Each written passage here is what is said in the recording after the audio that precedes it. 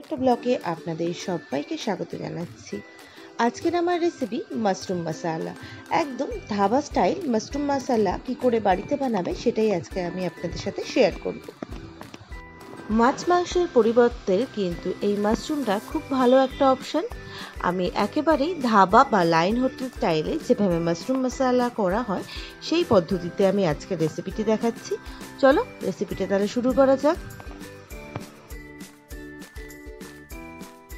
Mushroom মশালা করার জন্য এখানে আমি 250 গ্রাম মতো মাশরুম নিয়েছি, আর মাশরুমটা খুব ভালো করে ধুয়ে পরিষ্কার করে আমি অর্ধেক করে কেটে নিয়েছি।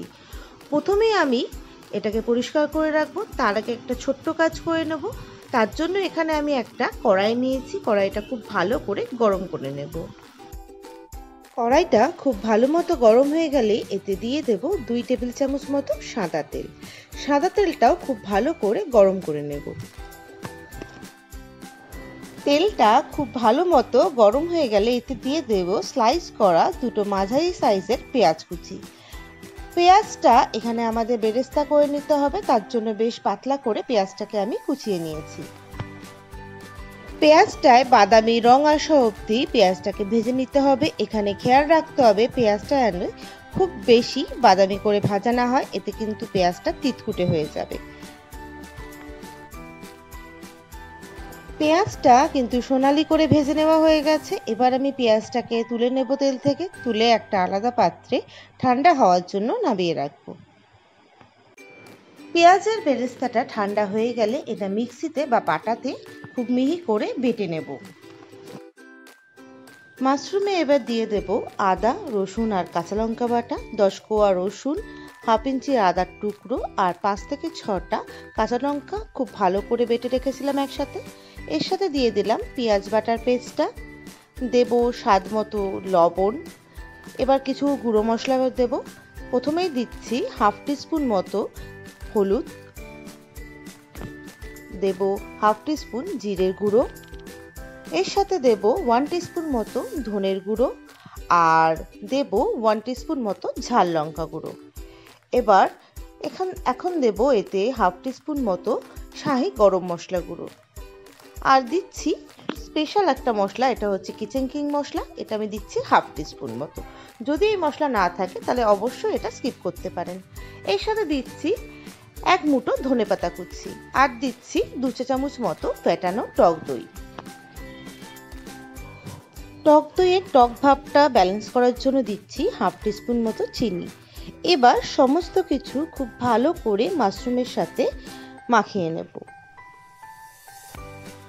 মাশরুমটাকে খুব ভালো করে মেখে নেওয়ার পর মিনিট 20-25 সময় নিয়ে এটাকে আমি ম্যারিনেট হতে দেব।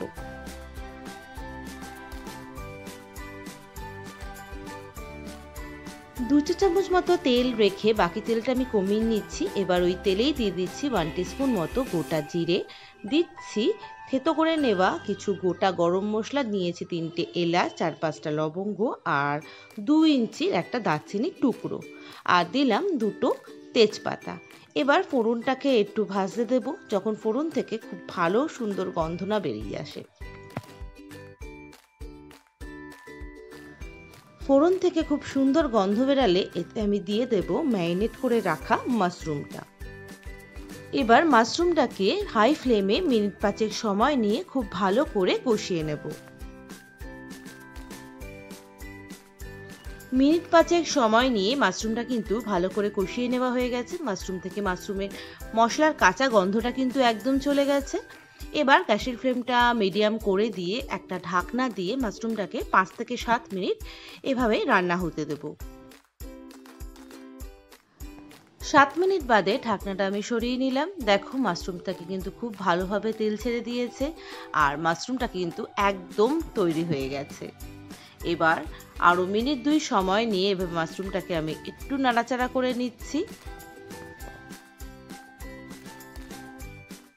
ব্যাস তৈরি হয়ে গেল আমাদের মাশরুম মশালা। এবার এই গরম গরম মাশরুম মশালা পরিবেশন করুন গরম গরম রুটি, পরোটা কিংবা নানের সাথে। আশা করি আজকের রেসিপিটি আপনাদের ভালো লেগেছে। যদি ভালো লেগে থাকে তাহলে অবশ্যই লাইক করে দেবেন, আর আমার চ্যানেলে যদি নতুন বন্ধু হন তাহলে অবশ্যই চ্যানেলটাকে সাবস্ক্রাইব করে দেবেন। আজ এই অবধি, আবার দেখা হবে আরও একটা নতুন ব্লগে। ততক্ষণ সবাই সুস্থ থাকবেন, ভালো থাকবেন, সাবধানে থাকবেন। ধন্যবাদ।